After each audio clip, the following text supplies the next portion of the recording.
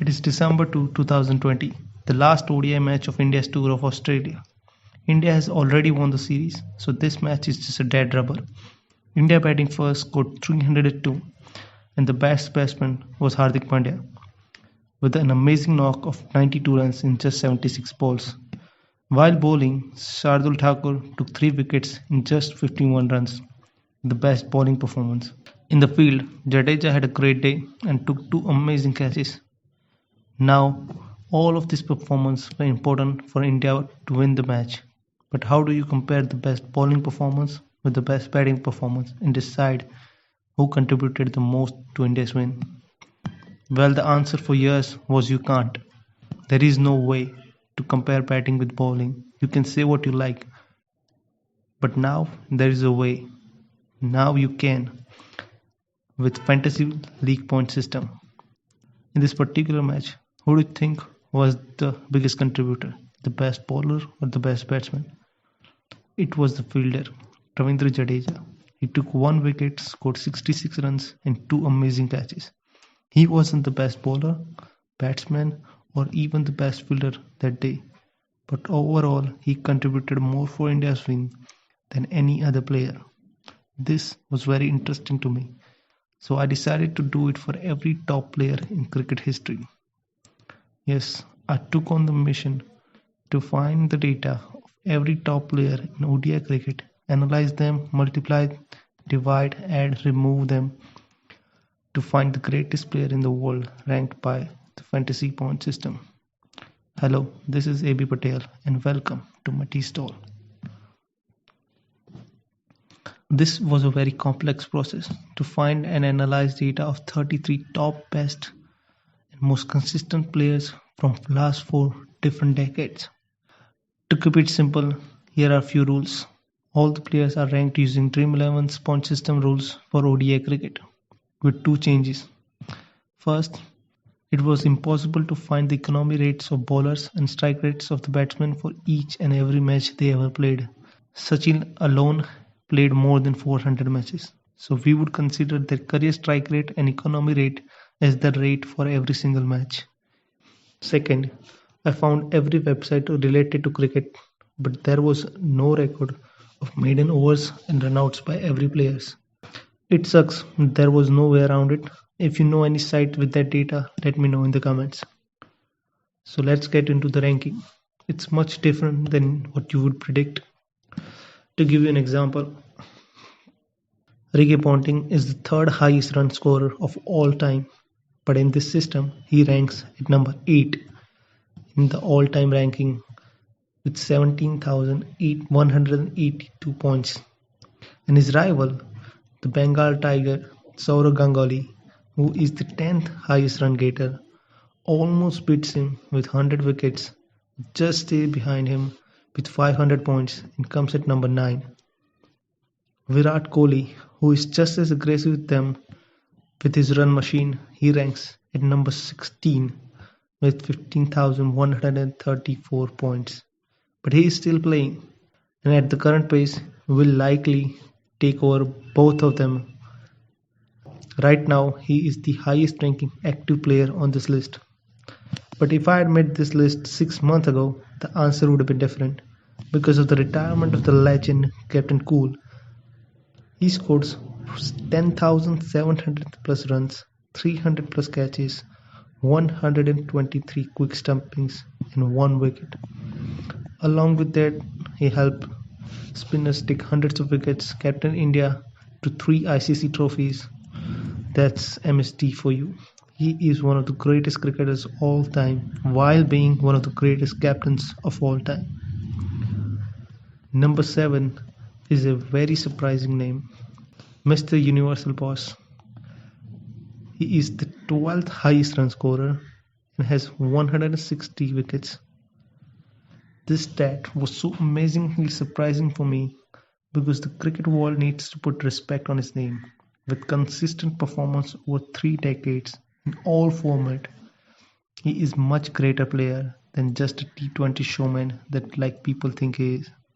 For number 6, let's go to the bowling end. The Yorker King, Pakistan's beamer machine, the Wasim Akram comes at number 7 He is one of the only two players to take more than 500 wickets in ODI. To understand how important he was for Pakistan, he is the second highest wicket taker in ODI but ranks 5 positions better than the highest wicket taker Mulidan because of his 3,700 runs. To continue the surprisingly amazing performance by Pakistani legends, at number 5 is one of the greatest ODI all-rounders of all time, Shahid Afridi. Yes, Mr. Meme. Before he retired like 100 times and became a meme material, he was a consistent performer with over 8,000 runs and almost 400 wickets. He's the only player to do that. Ben Stokes, Hardik Pandya have become a very important player for the team's combination nowadays, but it was always like that. All-rounders were always important for the team's performance. And the impact is so big that the second highest run getter with over 400 catches and 100 stumpings, Sangakkara is on the 5th spot. The second highest run scorer, who is also a top wicket keeper, is on 5th rank. So out of the top 5, there are 3 all-rounders. That's the importance of all-rounders. At the number 3, South African legend, who I think is the greatest all-rounder when we talk about all 3 formats. On this list, he is number 3 with 21,141 points.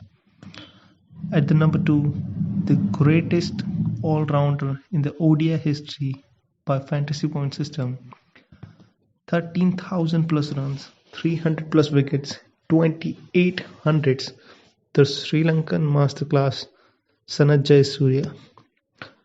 Mahela Jayawardene, who has played more matches than him, ranks at number 11 and has almost 10,000 points less than him. That's how great Jayasuriya is. But even he is not number 1. At number 1, in a league of his own, there are great players and then there is a God. To give you some perspective on how much ahead he is, with 26,610 points, he is 5,000 points ahead of 3rd ranking Kallis. You know how much is 5,000 points in a fantasy league? Ben Stokes, who is already considered a world-class player, in his total fantasy point in today's game, where England has almost scored 500 runs in a match, his total points in his entire career is at 5,275 points. That's the God for you. That's little master for you. But here's the thing. Comparing Dilshan's 15,533 points in 330 matches to Gilchrist's 15,423 points in 287 matches is not really fair. So let's take the numbers and divide them with the matches that they have played to see who is the biggest contributor on per game basis. To no one's surprise, the list got turned upside down. With a few amazing exceptions, believe me, you will be surprised. Jayasuriya, who was number 2 all time, is now number 8. Hasim Amla, who was number 27 all time, is now number 9.